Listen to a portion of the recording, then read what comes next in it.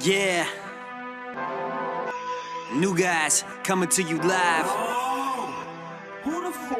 You could bet this like Jerome. New guys are men of steel. Best coverage in the league. Prime Reavers on the field. Don't know better ask. G and Nick, the hype is real. Gurus with the knowledge, you can check the mass appeal. They gon' turn your fantasies into dollar bills, making dynasties from drafts like the Spurs when they build. Want the bragging rights and titles at your work. Let the new guys serve the wisdom to you first. I ain't advertising, just kicking facts. They turn average Joes to Drakes, cause they winning back to backs. So sit back, relax, all ears when they speak, and rain on competition with anything they leak. Make leagues joy gray like Ramsey did Reek. Passing off the mic, I'm out here, peace. Good afternoon, everybody. Welcome back to the midway point of the fantasy football season. We are entering week 9, and there are 6 teams on a bye this week, so there's a lot to discuss, and even more important than that is the NFL trade deadline just passed. So Nick and I are going to dive into all the trades that happened around the NFL and their impacts on various teams and players. Before we do that, Nick, I'm going to give you the floor and let you brag. For those of you who watched last week, you learned that Nick and I versed in 2 leagues last week. Nick was projected to win in both. My teams played well, but Nick ended up winning both leagues. So Nick, I'm going to let you have your moment. Go for it. Tell the people what you want. Yeah, I guess projections do matter, Gerard, because I smacked you. I think I won by like 40 in both leagues, something around there. I put 150 up in non-PPR, thanks to a huge week out of James Conner. I have him in all my leagues, and I actually stopped watching Red Zone for about 45 minutes when they were in the third quarter, and he was at like 4 points when I stopped watching. I went in my pool. I came back out, and he was at like 35 or something, so I still don't know how that happened, but he really saved me this week, and I don't know. It was a big win against a good opponent, my fellow host, but it doesn't really matter too much until the playoffs, so got to keep it up. Yeah, and it was a little bittersweet for me having James Conner go off like that because I'm in 4 leagues this year, and I ended up winning the other 2. Mm-hmm. So I went 2-2. It wasn't a bad week, but it wasn't a good week. It's just the 2 losses both happened to be to you, which is unfortunate for me. But yeah, James Conner looked great in the last quarter and a half of that game, which actually dives right into one of the topics I wanted to discuss today. Not so much something with all the trades we saw, but we'll get started since we're on Pittsburgh. Here we are, Wednesday afternoon, and Le'Veon Bell still remains away from the Pittsburgh Steelers. There's been speculation that he was going to return right after the deadline. That was yesterday. He clearly has not. There was speculation he'd be back around or right after week 10 so that he could get some of his payment and be a free agent next year. Now there's new speculation saying he might not return at all this year and Pittsburgh won't franchise him next year.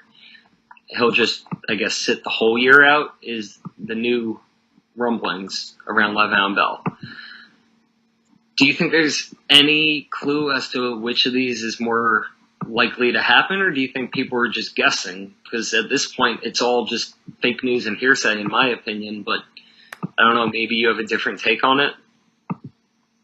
No, I think they're all just guessing. Like every week, like all those guys on Twitter say, "Oh, he's gonna return this week for this reason," and just like some like BS reason they make up.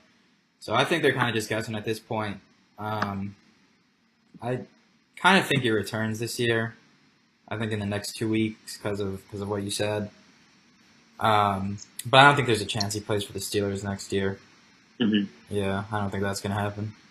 Yeah, I still think he's probably going to return week 10. That's the one I think is most realistic, most likely. As a Connor owner, in one of the leagues I have him, that league gives some payout to the team in first place and also the team with the most points for. I'm currently both, so I'm going to ride James Conner into the ground, get these regular season wins, get my payout, and then if he becomes irrelevant, he becomes irrelevant. I don't plan to trade him away because I will get monetary compensation the way it's going by just sitting on him and playing him the next couple weeks. But for you, in leagues where there is no regular season payout, or in our Dynasty League, for example, are you shopping James Conner? Are you riding him every week? What's your plan going forward? No, I'm keeping him, especially in the Dynasty League, because I think he's the future of that offense. Okay. But as far as other leagues, like just our family league, I'm going to keep him. I don't really know the value I'd get for him. Like, if I traded him, like, I think he's like a top 7 running back. I don't know if like other people would, especially because you don't know like he's going to be here in 2 weeks or whatever. But I don't know. I still think even if Le'Veon does come back, like he'll still be like a big part of the offense. I think they know Le'Veon only has a few games left with the team anyway. I don't think they're going to start him and kill Connor's confidence for the remainder of the season if he's their future. So I think he'll be integrated anyway. And Bell doesn't want to be a bell cow back. So the split is good for Bell's health. It's good for Connor's confidence, and probably better for the organization. So that's something we'll continue to monitor, but there's still no real clarity on the situation. I think we should dive into the trades, but there were a few, I guess, acquisitions and decisions outside of trading that occurred yesterday as well. The Seahawks have waived Brandon Marshall, which I don't think that really affects Russell Wilson's stock or anything. I think it's a vote of confidence for the health of Doug Baldwin, because he was banged up for the majority of this year, and I think by waiving B. Marsh, they save some money. They clearly think Baldwin's healthy now. I don't think it really impacts their team, other than, cap savings and believing they're finally healthy at receiver. Do you have any other take there? Yeah, I don't think it really does much. Has Marshall even played in like the last 4 weeks? I feel like I haven't heard his name since like week 1.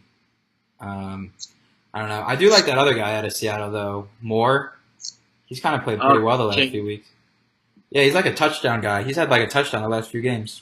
Yeah, he's got, I think in the last 3 weeks, he had 4 touchdowns. Or, no, not DJ Moore. DJ Moore's from Carolina. No, David it's Moore. The other DJ. David Moore.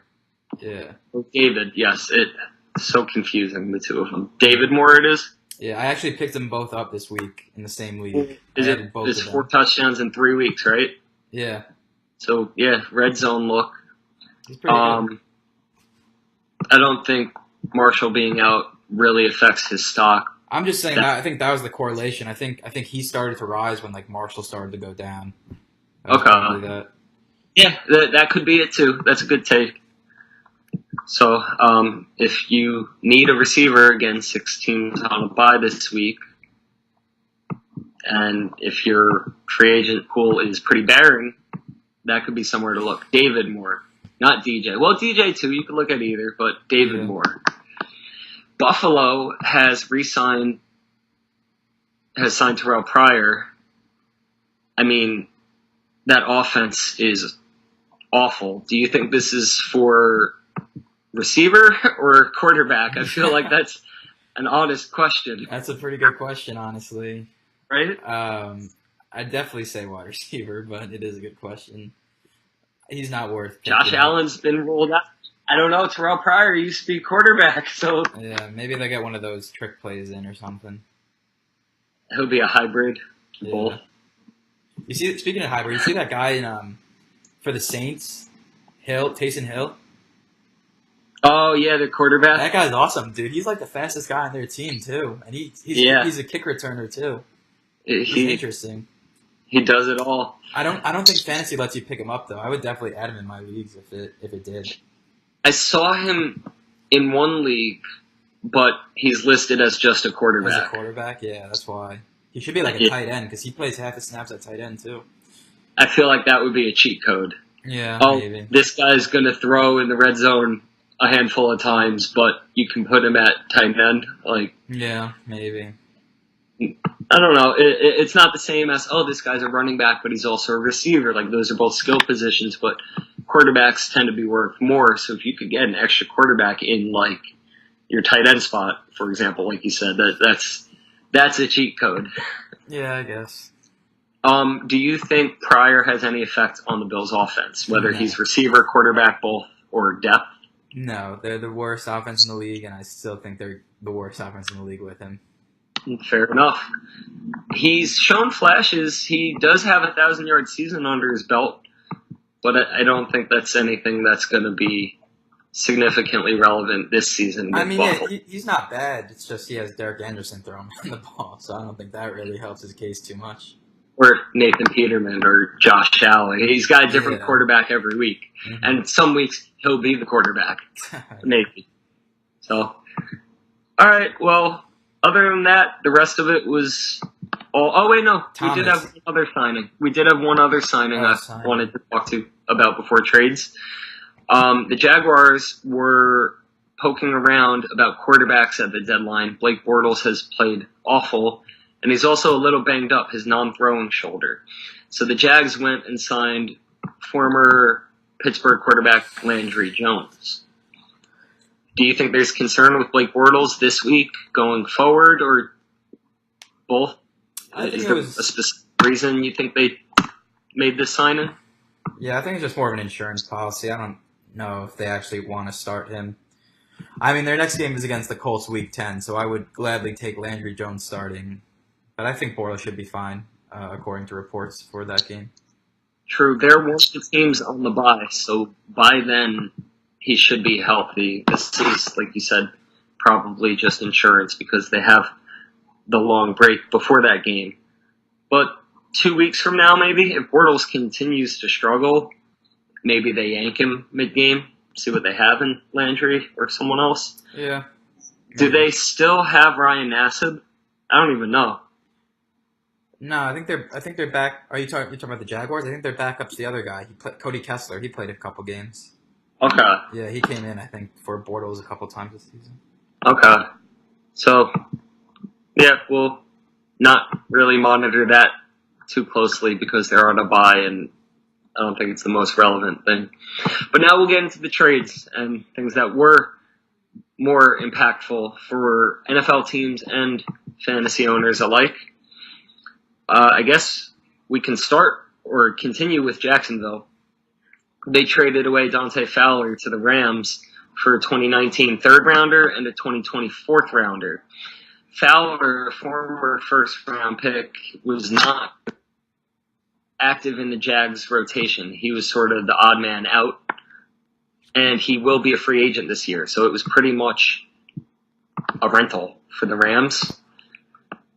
I personally think they gave up a lot for a half-a-season rental, but they are going to try and win the Super Bowl this year. They're undefeated, the only remaining undefeated team. I believe in our first podcast, I guess the Rams would win the Super Bowl, so it does improve their defense. But do you think they gave up too much? I mean, they're kind of all in on this season. At this point, you could tell that's what they're doing. But it was a lot for 8 games or in the playoffs or whatever. And I definitely don't think they can resign him after this year. I just think their cap issue is way too much, especially with all the guys that they're paying. Mm-hmm. So too much. I mean, I guess you can only judge that if they win it all this year. If they win this year and he contributes with a few big sacks in the playoffs, then no, they didn't give up too much. But I mean, if he kind of flakes out and doesn't really do too much, then I guess you can say the other thing. We'll see how much of an impact he has on the field with them. He should start for the Rams, but you know, when he was drafted, everyone thought he would eventually be a starter for Jacksonville, and Saxonville clearly didn't view him in that light. They had better talent, but yeah, we won't know if they gave up too much or if they got a steal until we see the production. Yeah. Green Bay was an organization that was very active at the deadline. They made multiple deals. So let's start with Ty Montgomery. From what I've gathered, he was told not to run the ball out in that potential game-winning drive against the Rams over the weekend. He ran the ball out of the end zone, fumbled, and did not give Rodgers the ball back for that drive. Green Bay has now traded Ty Montgomery to the Ravens for a 2020 7th rounder. Basically peanuts. Ty Montgomery's an upgrade over Buck Allen, but how do you think things will work out with the Ravens backfield? Because they still have Alex Collins. They're still expecting Kenneth Dixon back at some point, but maybe there are some concerns around his health. Do you think it's still just a committee? Yeah, I don't think it really changes it too much. I think it'll stay as a committee. Yeah, I mean, him and Allen kind of do the same thing. Maybe they use Montgomery as a slot receiver.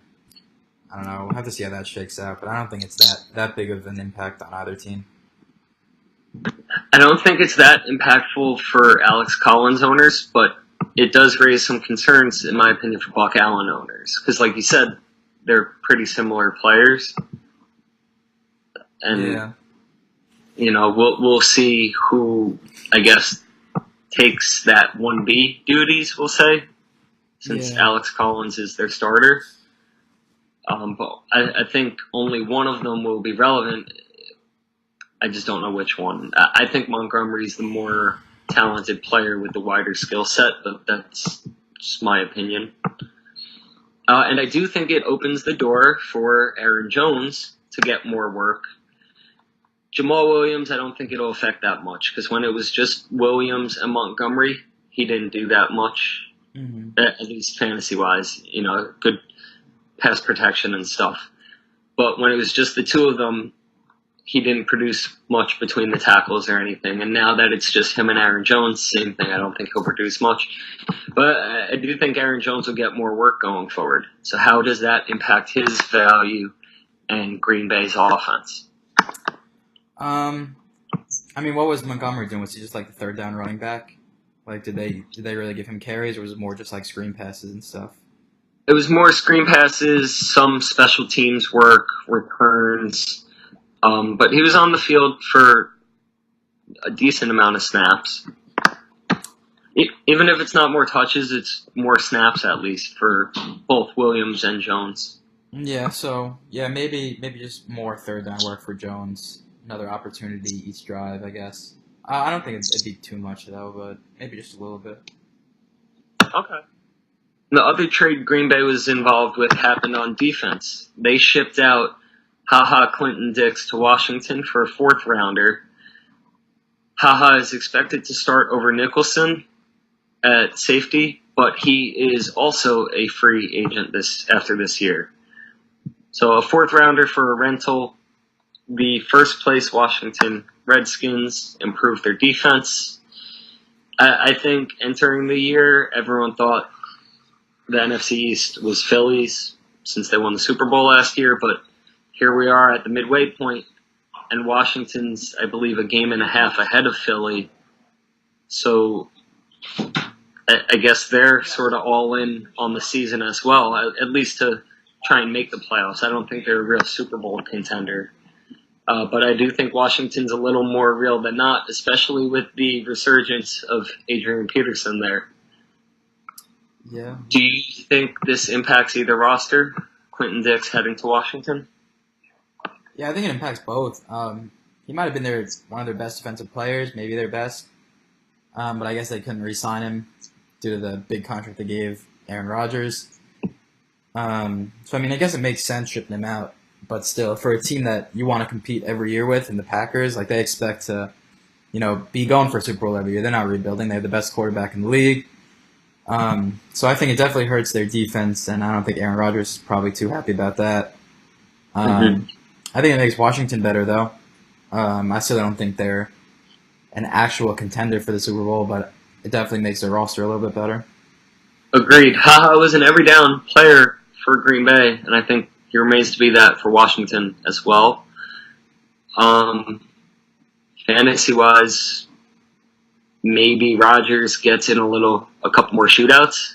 Yeah. But that's about it. That's about it. To hit to Green Bay's defense, like you said, he's one of their best players. I like Blake Martinez there too. They have a couple good pieces on defense, but it's definitely a loss.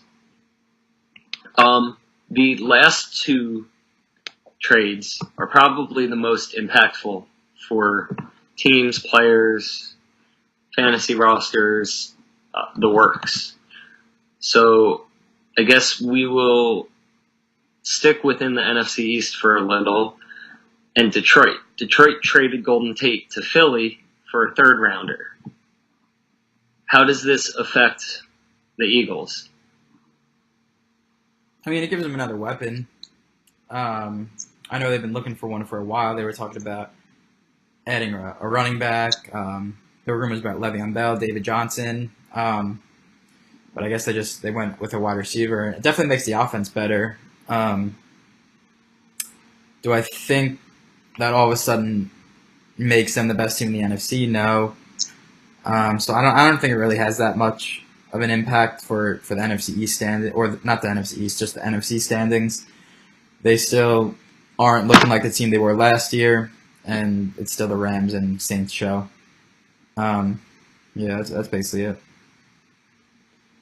Yeah, I agree. It improves their offense, maybe takes some pressure off Alshon, but Alshon's played really well anyway. I do think it impacts Nelson Aguilar, who hasn't played well. Part of their success last year was the emergence of Nelson Aguilar in the slot. He really came on in his third year in the season, and this year that just hasn't been the case. So I think Golden Tate will probably man a lot of slot duties, and Aguilar will still be involved in three wide sets. It makes Jordan Matthews, the odd man out for Philly. It improves their offense, but I agree. I don't think it is going to make or break much with their playoff hopes. Yeah. But a third rounder, it's decent value. I mean, not when you look at Amari Cooper going to Dallas for a first, but I feel like a third rounder is pretty reasonable value for both teams. As for Detroit, just mentioning but not really impactful, Marvin Jones' contract was restructured. It saves them about $2.2 million, I believe. But shipping Golden Tate out, I think, just boosts the amount of work Galladay and Marvin Jones will receive.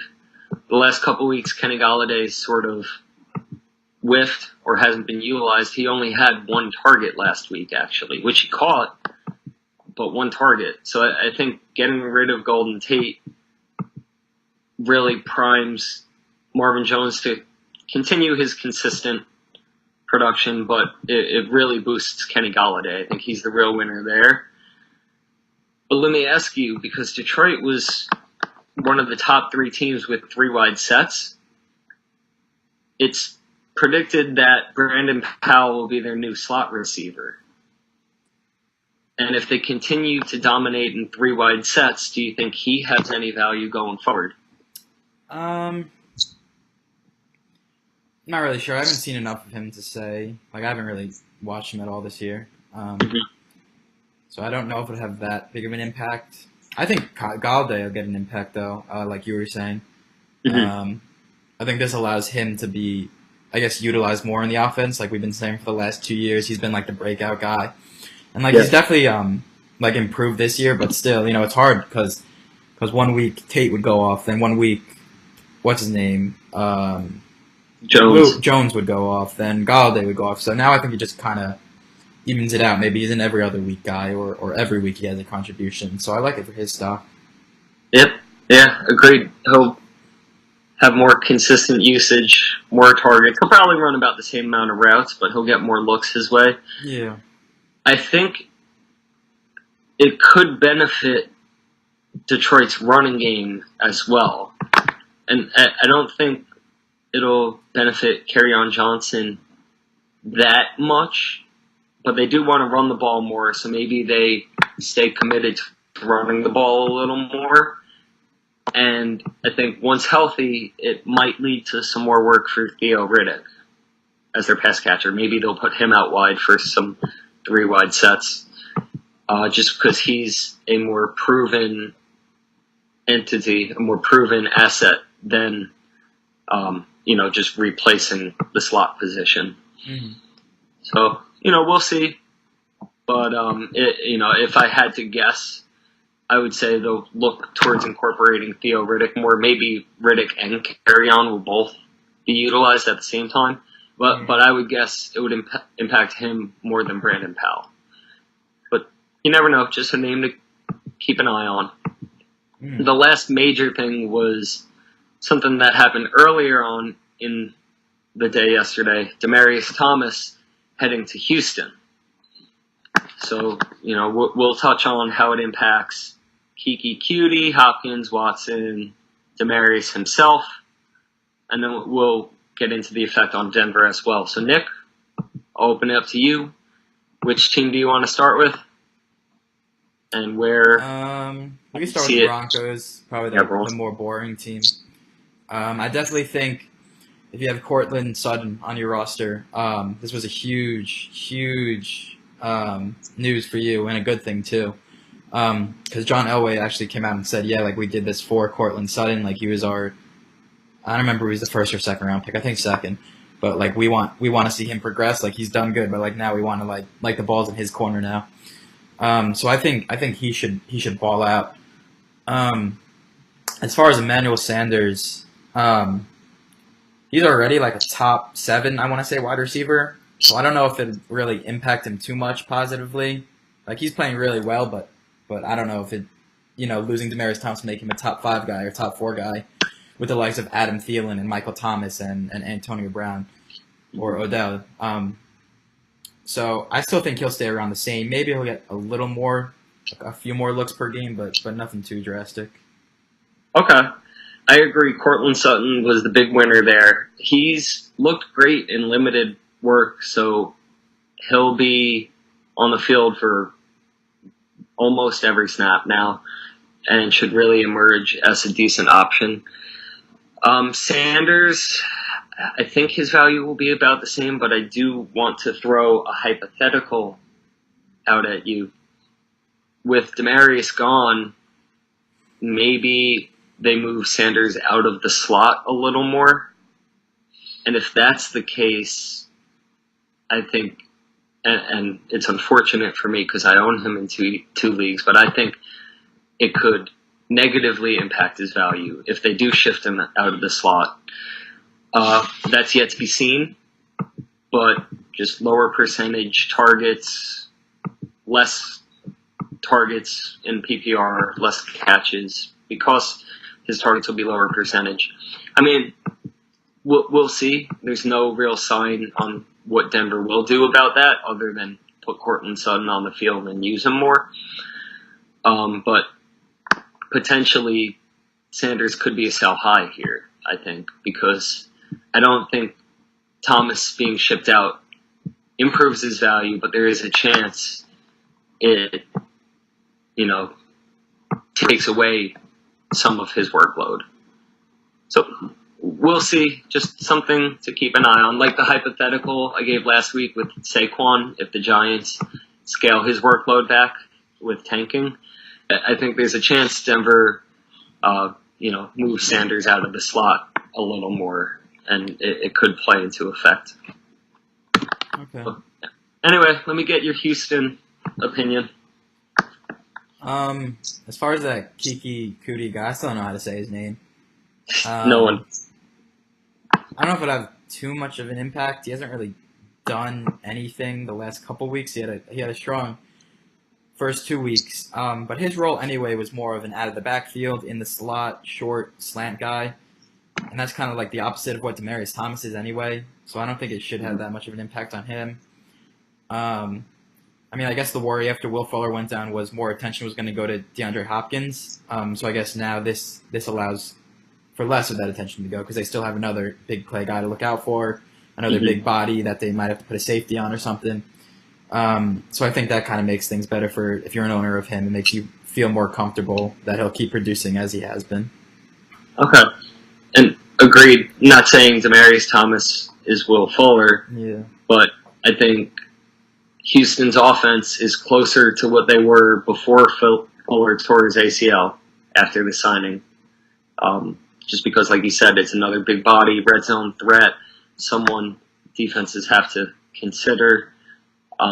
So I think it benefits Hopkins in the fact that he'll, have, I don't want to say more open coverage, but he'll get less attention from defenses, and Watson as well. But I think it similarly affects the offense to like what it was when Fuller was on the field. Okay. Demaryius, we'll see. I mean, he has a lot of drops. He's getting older, new team. I think with the better quarterback play, it improves his stock compared to what he was doing with Case Keenum under center. Yeah. I still don't really feel great about it, but I do think it benefits him as well, especially this week in a revenge game against Denver. Mm-hmm. So that is pretty much it in regards to what happened at the trade deadline. Thursday's game is Oakland versus San Fran. Nick, is there anything you're going to be keeping an eye out on with this game? I mean, this is probably the battle for the number one pick. Honestly, maybe throw the Giants in there. I don't think the Giants will have the number one pick. Actually, I think they're too good. So yeah, I think the number one pick will go down to one of these two teams probably. I probably won't watch the game honestly, just because I don't care. I mean, I guess the Raiders should win. They have the better quarterback, and I'll take that every time, I guess. Mm-hmm. I don't know. I guess I'll watch Jordy Nelson, see if... Actually, I mean, they didn't have Amari Cooper last week, and Jordy didn't really do too much, but maybe another week, I don't know, being the guy, maybe he'll have a big impact. But, yeah, this just isn't really a game that I have any interest in. Yeah, understandably, it's pretty hard to watch. Mm-hmm. This is not good football or good television. I mean, C.J. Beathard and Marquise Goodwin have looked pretty good together for the last 3 weeks, and Oakland's defense doesn't scare you. So if you have Marquise Goodwin, I think you feel pretty good about that. I think he'll probably have a big game. And, if you lost Lynch and happened to get Jalen Richard or Doug Martin, maybe this game being the only game on TV Thursday, if you're reliant on one of those players, it's a good thing to watch just to monitor how many snaps each player is getting and who's getting more usage. I know last week they tried to just replace Lynch with Martin. It didn't really work, but Jalen Richard still had 8 targets and caught all 8.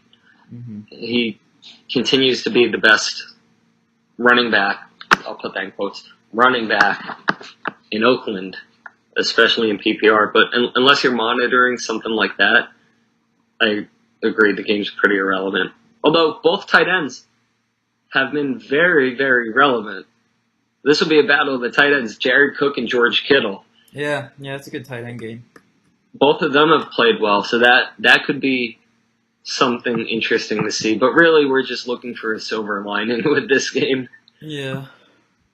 So, is there anything else you wanted to touch on, Nick? Just from a whole league perspective? Yeah, anything. I mean, Gronk's pretty bad now. What are your thoughts on that? Like, what do you make of his situation? What he's worth now? I think, I don't know. I think what the Jaguars did against them, where they played sort of zone and just sort of focused primarily on Gronk, I think that might have not exposed him, but given other teams ideas on how to cover Gronk. Mm-hmm. Plus, he's usually not very healthy, and he has incentives to play every week. Yeah. His contract this year, so I think rolling him out there, but using him more like a decoy, benefits him to reach those incentives. But it also benefits the offense because teams aren't going to ignore Gronk. So defenses are still considering that, but the Patriots have so many other weapons that even with Gronk doing the bare minimum, Josh Gordon, Sony Michel, James White, Chris Hogan, who was one of their top receivers last year, is like their fifth option now. Julian Edelman's back. So I think it's something where I don't think he's going to all of a sudden go back to being a top 2 or 3 tight end, but he'll still have a big game here or there. Okay. That's my opinion on that. A tight end who has looked good recently is Greg Olsen. Yeah, Greg Olsen's been balling out. I have him in most. I think I have him in all 4 of my leagues. I think actually. He had 4 receptions. I think 56 yards, excuse me, and a touchdown last week, and he's looked good doing it. So if you held on to him, or if someone dropped him and you stashed him before he came back, you're seeing the benefits there. I actually, just because we have the time, I'll get a little into this. I stashed Greg Olsen in a league where I had Travis Kelce, and I really have no need for 2 top-end tight ends. So that being said, there are some teams in every league, this league and all of yours as well, that are really getting desperate for wins. Either they're below 500 or just battling, trying to make their playoff pushes. So I found someone who needed a tight end and made this trade. Let me get your opinion on this, Nick. I'm receiving Aaron Rodgers and Deion Lewis. I'm shipping out Amari Cooper, Greg Olsen, and Taylor Gabriel. This frees up the extra roster spot. It's an IDP league. So I'm going to pick up an IDP so that I don't have to drop Darius Leonard. Yeah. This So is already Rodgers, actually. Lewis, and a roster spot for Cooper, Olsen, and Gabriel. Yeah, so I mean, you're basically giving up your bench for the best quarterback in the league. I like it. I mean, it's not big. I guess the biggest question mark is probably Cooper. I don't think he'll be that good in Dallas, but I mean, there's always a chance given how high of a draft pick he was and how he's not completely awful. Mm-hmm. But I like it for you. Might as well get the best guy in the league just for depth players. Yeah, and Dak's played better the last month or so, and having a more dynamic receiver like Cooper, I think he's not going to go and break 1,000 yards this year after the start he's had. Yeah. But I think he will be a decent flex play most weeks. It is an offense that is run first. They really just want to pound the rock with Zeke. But I do think Cooper, with the better quarterback play, the better O-line, the better defense, I do think he has a better year going forward. And then Taylor Gabriel has been pretty consistent. He had 2 huge, monstrous games where he combined for 214 yards and 2 touchdowns. You're not going to get that often, but he's consistently gotten you 4 to 7 catches for 50-plus yards. So it makes sense for someone who needed a tight end. Greg Olsen is a starting tight end 1, especially this year where tight end's so vacant. Mm-hmm. And it gives you 2 receivers that should contribute to your team. And like you said, I got Aaron Rodgers. So there were some trades in our league as well, just because, again, we're nearing the time where you'll start to see more trades because of teams starting to need their wins, players getting healthier, owners needing playoff pushes. So let me get your opinion there. We have witnessed 2 trades that are sort of in the works. One was Carlos Hyde for Peyton Barber. So let's start there. What was your opinion of that? Yeah, I don't know. I'd probably like Barber more just because I think Hyde's a million times better, but he's kind of, next week Leonard Fournette's supposed to be back, so Hyde suddenly becomes almost the third back there, kind of like the odd man out. I think just because Yeldon's probably a better third down back, he's a better pass catcher, so that's probably why I put him there. I mean, I guess it's kind of the Barber show for the Bucks. But I mean, still, I don't love him. They're starting Fitzpatrick, so I mean that means just going to be chucking it deep every play and hoping Deshaun Jackson gets open or Mike Evans. So I don't know. I kind of thought it was a wash. I didn't think it was really that much for either team. I did like Barber better. I forget who received him, but I like that part better.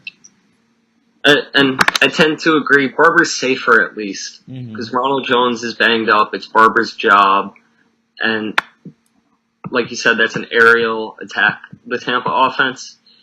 But the team who received him is, I believe, 3-5, needs the win, and it's a safer play. It's his job, and Barber's looked better the last 3 weeks or so. Hyde, I think, is the better player. Hyde is on a team that wants to run the ball more, but like you said, Fournette coming back will take away a significant portion of his value. So I think trading for Carlos Hyde was riskier, but Fournette hasn't been right all year. He's played twice and re-aggravated, the hamstring twice. Yeah. So it's risky, but that team was, I believe, 6-2. And at 6-2, you have some flexibility to try and make a home run play. And if Fournette tries to come back and just can't get right again, that could potentially be the home run play a 6-2 team needs to really separate itself from the pack. So I think perspective-wise, it was a trade that made sense for both teams. There was one other trade, which ironically was between the same owners. So, Nick, would you like to get into that? Yeah, it was Odell Beckham straight up for Tyreek Hill. I know a lot of people might be, questioning like a wide receiver straight up for a wide receiver, especially Hill is the number 1 guy for, I think Beckham's number 4. Something like that. Guys, come tomorrow. But what did you say, Nick? I was just saying, it's kind of weird, you usually don't see a straight up trade like that, a wide receiver for a wide receiver, especially when one's number 1 and the other's like number 4. It's kind of just a preference thing. But I mean, I thought it was kind of a wash. I kind of like the Odell side, actually, because Hill's a little banged up right now. His schedule's a lot tougher. Odell's really kicked it into gear the last few weeks, and I think he has 30 more targets on the season than Hill. So I kind of liked it from his perspective, actually. Okay. I took it more of a wash than one side, but was it you who had the quote? If you're trading a receiver for a receiver, yeah, there's usually a catch. There's usually a catch. I don't know what the catch is yet. They both still have their bye week. They both have performed well. Odell has gotten more volume, but Hill's gotten some work. If your league counts return yards and things like that, he's gotten the ball through other means. But they both performed pretty well up until this point in the season and should continue to do so. So I think it was more just preference. But like you said, you prefer Odell. If we were drafting today, I would draft Odell. But I don't think it really makes or breaks anything. There's leagues like that, actually. There's these things called redraft leagues. And basically, after the first 6-7 weeks, I think whatever the halfway point of the fantasy season is, all the players go back into the poll, and you just redraft, and you just have a draft over again, but your record stays. And then you just I know there's leagues like that. No, that's just... I'm not a fan of that. I don't like it either, but it's weird. I found out about that yesterday. Someone was telling me about it. In one of the leagues, our league, the family league, I drafted like crap. And I have clawed my way back into being somewhat relevant. What are you, 4-4, something like that? 4-4 right now, but with a much better roster than what I had after draft day. I had Stafford and Garoppolo. Garoppolo got hurt. I liked your draft day roster, though. right when it came out, and then it got bad. After we drafted, you think, oh, Fournette, Royce Freeman, Derrick Henry, this guy's going to be a beast. Mm-hmm. None of those have panned out. So redraft could have been the best thing for me, but no, I take pride in my team and what I could make out of it with the pieces I have. I personally don't like the redraft concept. Yeah, no, I don't like it either. I just thought it was weird. I never heard of it before. And then what if you drafted and hit on everything? Like, what if you had Sanders and you drafted James Conner and, you just hit on every single pick and you had the best team in the league and now, oh, you have to draft again. Sorry. Yeah. It's just not fair for those at the top, and it helps those at the bottom, but even in leagues where from time to time I am at or near the bottom, I'd rather just ride it out with the team I have. Yeah. But, regular leagues aren't for everyone, I guess. Mm-hmm. It would be something interesting to try one year, but I don't think I'd be a fan of doing that. I wouldn't like it. Yeah. So what about best ball? Well, we're on the topic of other things. That's where you draft and then just your best scores count for the week. So I believe, I haven't done it, I believe you don't have to set your lineup. Like, let's say you have Deshaun Jackson on your bench and he drops 2. It won't count for that week because you'll have receivers who put up more, but then he goes off for 100 yards, 2 touchdowns. It'll count for the week towards your total score. I don't really like that either. No. What's that called? Best ball? I think it's best ball, yeah. I haven't done it. I'm a little more intrigued by that, but no, it's your team. You're the owner. You're the GM. You're the coach. Yeah. You have some difficult decisions. That's the point. Yeah, you got to decide who starts and stuff. And yeah, like I tinker a lot. I tinker my team a lot. I make a lot of moves. I move people in my lineup, out of my lineup a lot. And I've tinkered myself into wins and I've tinkered myself into losses, but that's part of being an active manager. And best ball just sort of takes away that, which it takes away the difficult choices, but it also takes away a lot of the fun. Yeah, I mean, like this week, dude, when I was like hyping up how I was starting Marlon Mack over Christian McCaffrey, if we were in this league and it just took the best score, that'd be no fun. It was fun making like that decision and just like seeing who would do better. Yeah. And like it worked out, obviously. Marlon Mack had like 30 points or something. And sometimes it doesn't work out, but you learn from that. And I don't know, I just think it takes an asset away from the game. But, some people don't like making those decisions. And I guess it's beneficial for them, sort of. I don't know. Yeah.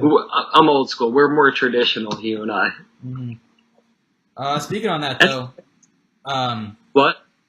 What do you make of Marlon Mack? I mean, he had like back-to-back 30-point games. Like, do you think this is more of like Jamal Williams did like the same thing last year, or do you think it's more of like he's like the real deal, like he's a running back, like to go forward starting? So there was not a lot of clarity on that for the first 5-6 weeks of the season. Well, he was injured the whole 6 weeks. That's exactly it. He was banged up.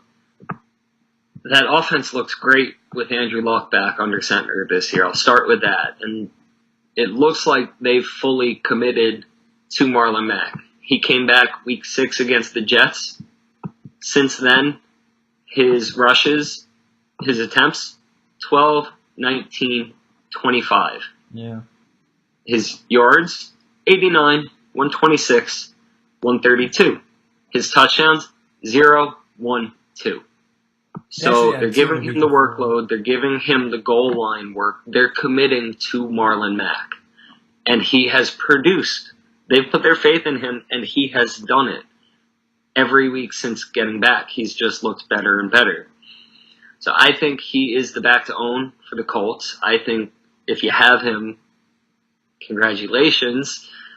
It's a good player to have, especially in weeks, not this week because they're on the bye, but we still have a couple weeks of buys, and then we still have the playoffs, and he's a good addition along the way entering the playoffs. And that schedule doesn't really scare you. The playoff schedule is at Houston, who's a good defense, Dallas, who I think you can run on. They're, probably mid-pack.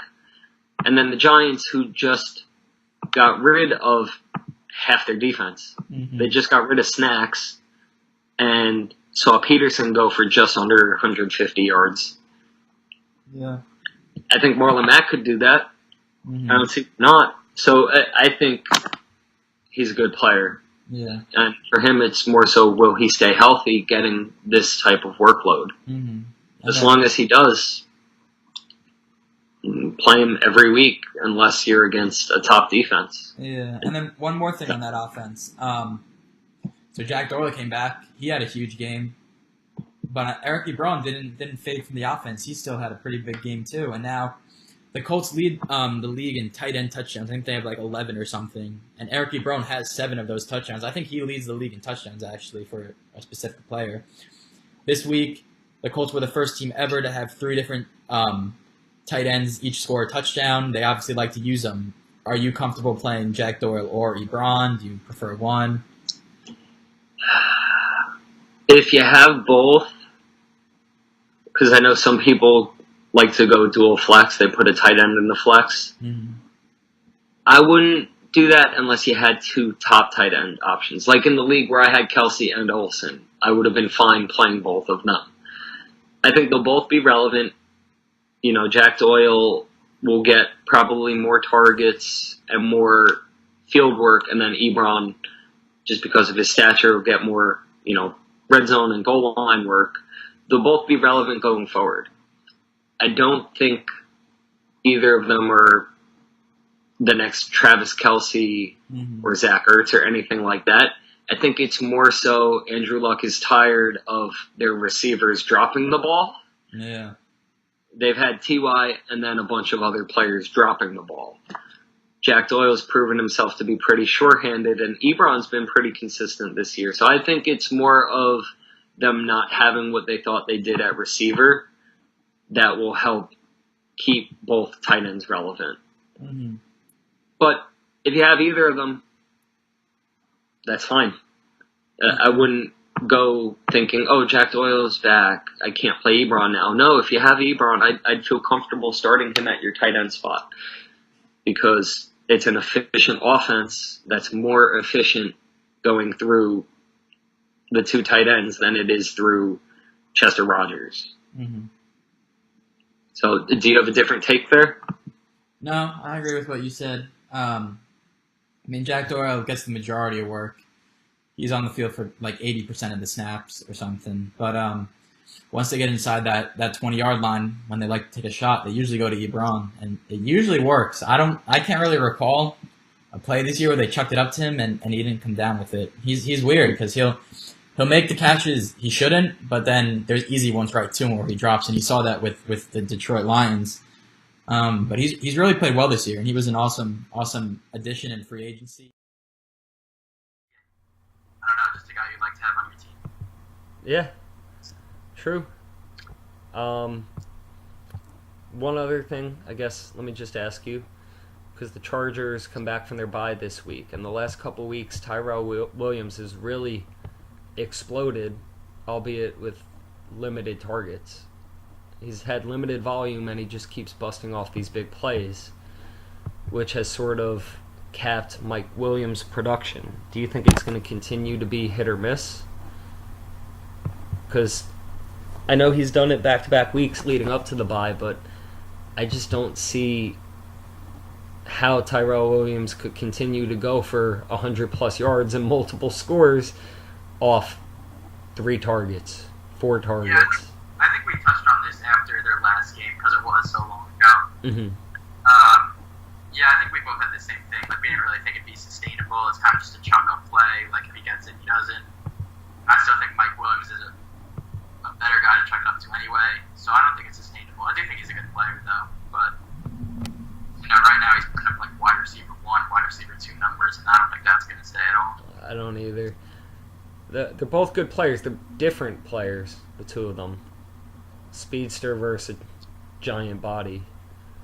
I think they'll both sort of be matchup dependent because Phillip Rivers' top target is Keenan Allen. Both running backs, Austin Eckler and Melvin Gordon. Melvin Gordon's played out of his mind this season, and then Austin Eckler just gets it done every single week, whether through pass catching or in the amount of carries he gets. He just finds a way every week, and that defense, even without Joey Bosa, has played pretty formidable. So I think, between the two Williams, they'll have a good week here, a bad week there, but that's because the offense is more efficient going through other areas. So, anyways, that about wraps things up for us today. Best of luck with week 9, and your lineup decisions. And I would say go Giants, but it seems pretty pointless at this point. Thank you, Steve. So go Colts, I guess. For the bye week. Go not Colts. Not cool. Yeah. Peace. Peace.